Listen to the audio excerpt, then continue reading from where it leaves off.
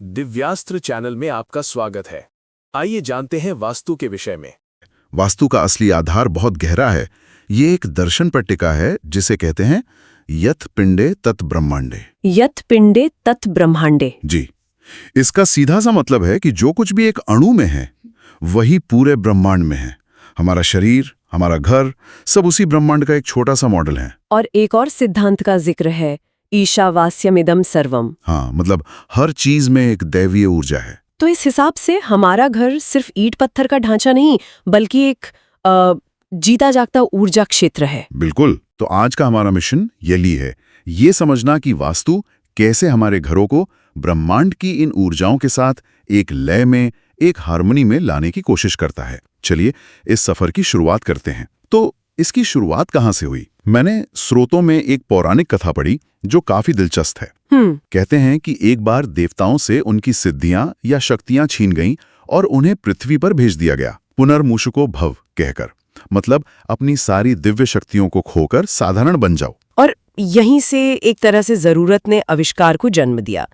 जब देवता पृथ्वी पर आए तो उन्हें पहली बार भूख, प्यास, मौसम की मार और असुरक्षा का अनुभव हुआ। इन सब चीजों से बचने के लिए, खुद को सुरक्षित रखने के लिए उन्होंने शाला यानी एक आश्रय बनाया। अच्छा। इसी ज्ञान को कि एक ऐसा आश्रय कैसे बनाया जाए जो न सिर्फ सुरक्षित हो बल्कि ऊर्जा के लिहाज से भी सकारात्मक हो, स्थापत्य वेद में इकट्ठा किया गया। ये अथर्ववेद का ही एक उपवेद है। मुझे हमारे स्रोतों में एक तुलना पढ़कर बहुत हैरानी हुई।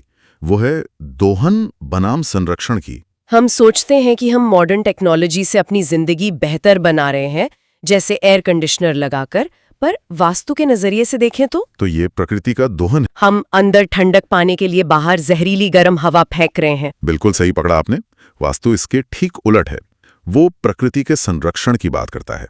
इसका सबसे अच्छा उदाहरण है एक खुली खिड़की जो बिना किसी नुकसान के ताजी हवा और रोशनी को अंदर आने देती है। ये तो प्रकृति के साथ एक तालमेल है, एक दोस्ती है। एसी हमें प्रकृति से काटता है, जबकि वास्तु हमें उससे जोड़ता है। ये बस लेने की बात नहीं है, बल्कि साथ मिलकर जीने की कला है ना? हाँ बिल्कुल। तो प्रकृति के साथ मिलकर काम करने का मतलब क्या है? क्या इसका मतलब प्रकृति के उन मूल तत्वों से है जिनके बारे में हम सुनते हैं, जल, अग्नि, वायु? वास्तु इन्हें कैसे इस्तेमाल करता है? आपने बिल्कुल सही नफ्स पकड़ी है। वास्तु का पूरा ढांचा इन्हीं 5 महाभूतों पर खड़ा है: पृथ्वी, जल, अग्नि, वायु और आकाश। पंचमहाभूत। जी। और ये सिर्फ किताबी बातें नहीं है, ये हमारे जीवन की हकीकत हैं। जैसे जल तत्व सिर्फ पानी नहीं है, यह हमारे मन की शांति और हमारी भावनाओं के बहाव से जुड़ा है। अगर घर में जल तत्व का संतुलन बिगड़ा है तो अक्सर देखने में आता है कि वहां रहने वालों के मन में हमेशा एक बेचैनी सी रहती है। अच्छा, और अग्नि? मैं अंदाजा लगा सकता हूं कि ये जोश और ऊर्जा से जुड़ा होगा। हाँ, अग्नि हमारे अंदर के आत्मविश्वास, निर्णय लेने की क्षमता और उत्साह को दर्शाती है।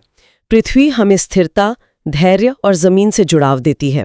वायु नए विचारों, कम्युनिकेशन और रिश्तों का प्रतीक है। और आकाश है विस्तार, हमारे सोचने का दायरा, हमारी चेतना का स्तर। ये सब आकाश तत्व पर निर्भर करता है।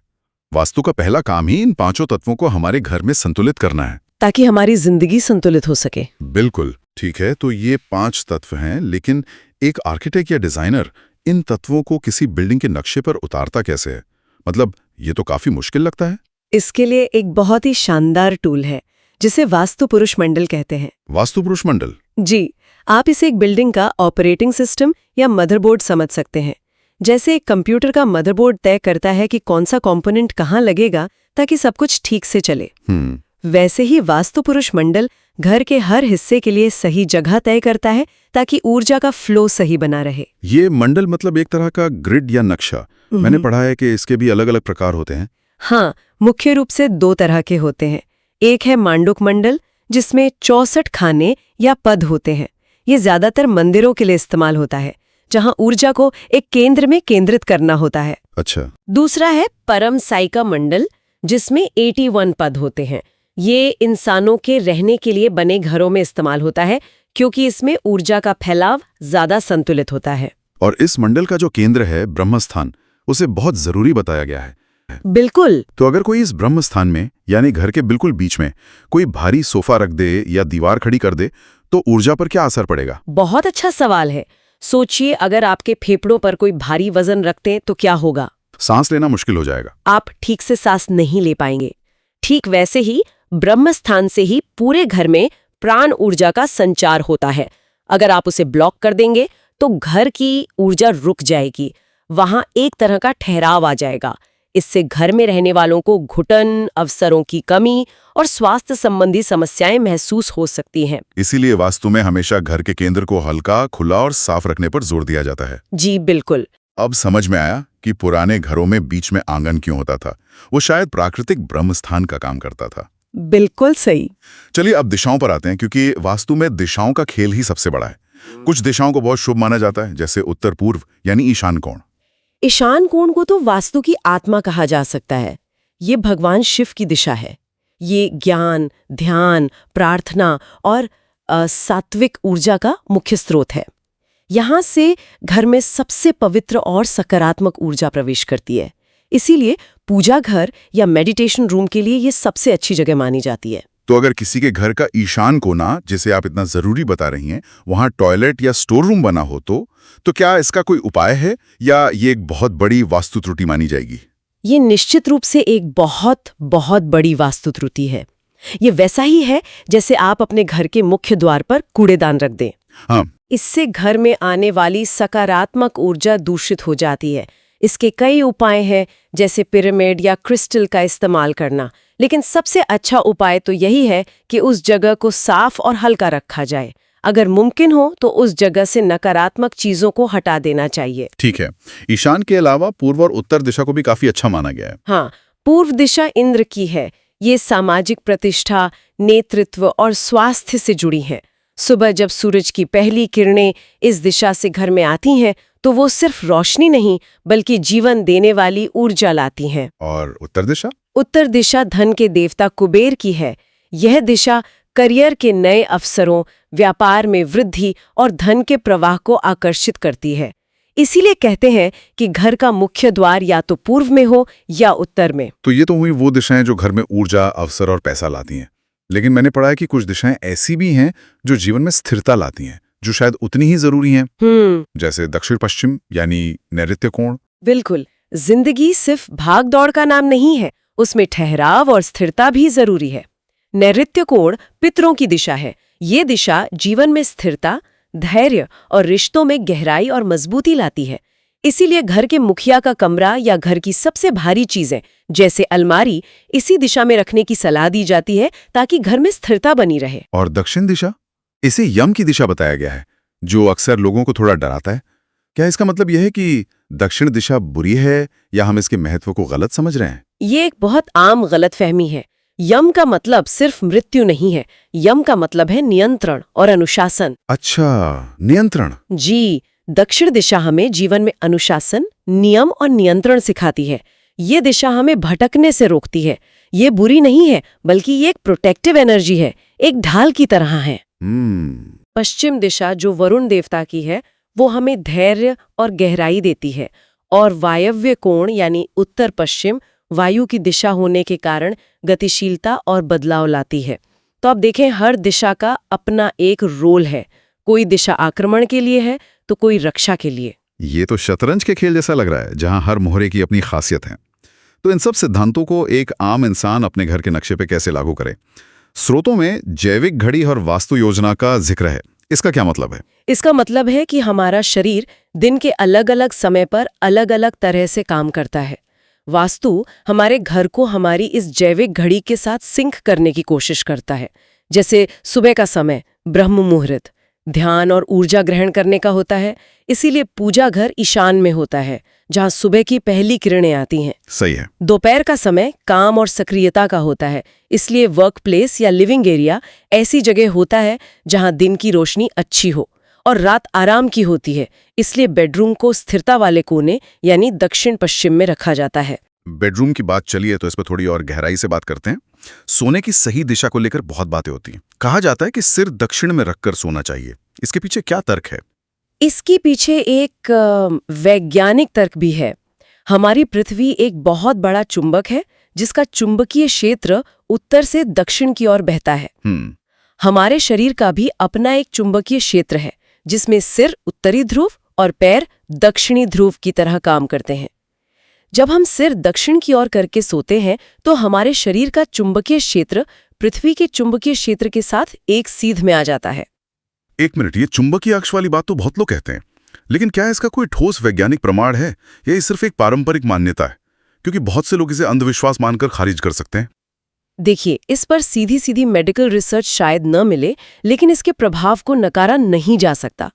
जब ये दोनों चुंबकीय क्षेत्र एक दूसरे के विरोध में होते हैं, यानी जब हम उत्तर की ओर सिर करके सोते हैं, तो एक तरह का टकराव होता है। हाँ, ये हमारे रक्त संचार, खासकर दिमाग में होने वाले सर्कुलेशन पर दबाव डाल सकता है। इससे बेचैनी, बुरे सपने और सुबह उठने पर थकावट महसूस हो सकती है। वहीं दक्षिण की ओर सिर करके सोने से नींद गहरी आती है और सुबह उठने पर लोग ज्यादा तरोताजा महसूस करते हैं। ये अनुभव पर आधारित विज्ञान है। दिलचस्प है। अब रसोई पर आते हैं, जिसे स्वास्थ्य का केंद्र कहा गया है। इसके लिए सबसे अच्छी दिशा आग्नेय कोण यानी दक्षिण पूर्व बताई गई है। ऐसा क्यों? क्योंकि इस दिशा पर अग्नि तत्व का राज होता है। रसोई में सबसे जरूरी चीज क्या है? आग। आग, बिल्कुल। आग पाचन, ऊर्जा और रूपांतरण का प्रतीक है। जब भोजन सही दिशा में अग्नि के प्रभाव में पकाया जाता है तो माना जाता है कि उसमें जीवनी शक्ति यानी प्राण ऊर्जा बढ़ जाती है। ऐसा भोजन सिर्फ पेट नहीं भरता, बल्कि हमारे शरीर और मन को भी पोषित करता है। गलत दिशा में बनी रसोई, जैसे कि जल के स्थान यानी ईशान कोण में, घर में स्वास्थ्य संबंधी समस्याएं और कलह पैदा कर सकती है। ये तो बहुत गहरा विज्ञान है। ये सिर्फ ढांचे की नहीं बल्कि हमारे मनोविज्ञान की भी बात करता है। रंगों और प्रकाश का भी जिक्र है। बिल्कुल, रंग सिर्फ सजावट नहीं है, वे थेरेपी हैं। हर रंग की अपनी एक फ्रीक्वेंसी होती है जो हमारे मूड और दिमाग पर सीधा असर डालती है। वास्तु के अनुसार बेडरूम में हल्के शांत रंग जैसे नीला, हरा या पेस्टल शेड्स होने चाहिए जो आराम को बढ़ावा दें। वहीं लिविंग रूम, जहां सब मिलते जुलते हैं, वहां पीला, नारंगी या बेज जैसे खुशनुमा और ऊर्जावान रंग अच्छे रहते हैं। स्रोतों में एक और बात थी जिसने मेरा ध्यान खींचा। सीजनल अफेक्टिव डिसऑर्डर या एसिडी जैसी समस्याओं से बचने के लिए प्राकृतिक और कृत्रिम प्रकाश के संतुलन पर जोर दिया गया है। ये तो बिल्कुल मॉडर्न साइकोलॉजी की बात लगती है। यही तो वास्तु की खूबसूरती है। ये हजारों साल पुराना ज्ञान है, लेकिन इसकी बातें आज भी उतनी ही प्रासंगिक हैं। वास्तु हमेशा से मानता आया है कि घर में सूरज की रोशनी का आना कितना जरूरी है। ये सिर्फ विटामिन डी के लिए नहीं, बल्कि हमारी मानसिक सेहत के लिए भी जरूरी है। घर में ऊर्जा का निर्बाध प्रवाह सबसे महत्वपूर्ण है। और इस प्रवाह में सबसे बड़ी रुकावट क्या है? अव्यवस्था, यानी घर का क्लटर। कोनों में जमा धूल मिट्टी, पुराना टूटा फूटा सामान, बंद पड़ी घड़ियां, ये सब चीजें सिर्फ जगह नहीं घेरती, ये ऊर्जा को रोकती हैं।